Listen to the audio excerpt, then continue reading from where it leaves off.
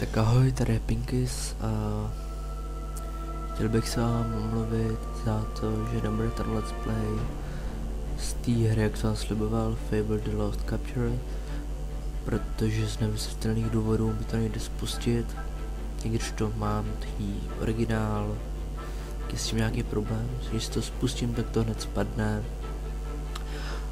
tak zkusím vymyslet na něco jiného let's play.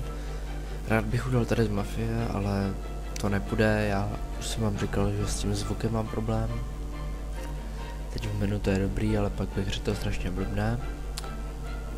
A ještě se chci omluvit, že jak jsem byl s Magicem, z toho Counter Strikeu, jak jsme to natočili, ale